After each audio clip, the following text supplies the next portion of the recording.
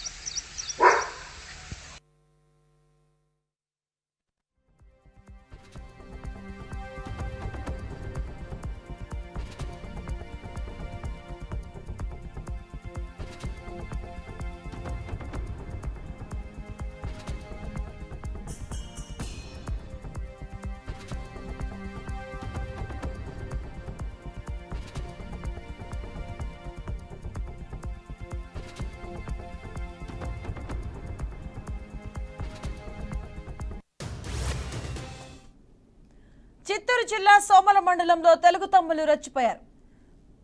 కందూరులో YCP నాయకుడు ఇంటిపై TDP కార్యకర్తలు దాడికి పాల్పడ్డారు. ఫంక్షన్ ఇవ్వలేదని అడిగినందుకు సురేష్ అతని తండ్రి రామచంద్రపై దాడి చేసినట్టుగా తెలుస్తోంది. దీనికి సంబంధించిన పూర్తి అప్డేట్స్ మా కరెస్పాండెంట్ గోపి అందిస్తారు. గోపి, మధు, పుంగనూరు నియోజకవర్గంలో ఇంకా కూడా తెలుగుదేశం పార్టీ, వైసీపీ పార్టీల రెండు పార్టీల మధ్య, పార్టీ కార్యకర్తల నాయకుల మధ్య గొడవలు జరుగుతూనే ఉన్నాయి. గత ఎన్నికల సమయంలో చెలగిన గొడవలు ఇంకా కూడా తగ్గుముఖం పట్టలేదని మనం చెప్పుకోవచ్చు. అయితే తాజాగా కూడా 1వ తారీఖు నుంచి కూడా ప్రభుత్వం ఎంతో ప్రతిష్టాత్మకంగా పింఛన్ల కార్యక్రమాన్ని కూడా చేస్తూ వస్తుంది. అయితే వైసీపీకి సంబంధించిన కొంతమంది పింఛన్లు తీసుకుంటున్న సమయంలో అక్కడ చెలరేగిన వివాదం అది తారాస్థాయికి చేరింది. గతంలో అక్రమంగా మీరు నానా రకాలుగా తెలుగుదేశం పార్టీ పెన్షనర్లను కావచ్చు, లేదా తెలుగుదేశం పార్టీ కార్యకర్తలు ఇబ్బందులు పెట్టారంటూ కూడా అక్కడికి వెళ్ళినటువంటి పెన్షనర్ని వైసీపీకి సంబంధించిన ఒక కార్యకర్తని తెలుగుదేశం పార్టీకి సంబంధించిన కార్యకర్తలు అతని పైన భౌతిక దాడి చేసేందుకు ప్రయత్నం అయితే చేయడం జరిగింది.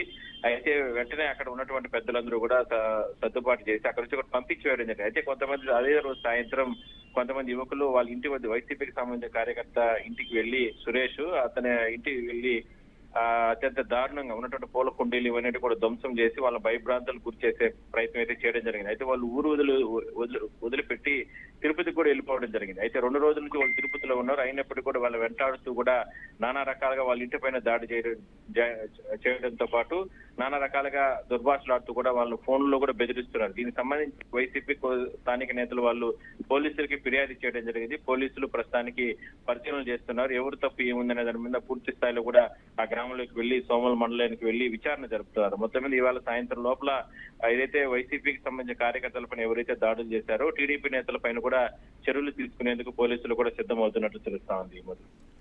Right, thank you Gopi.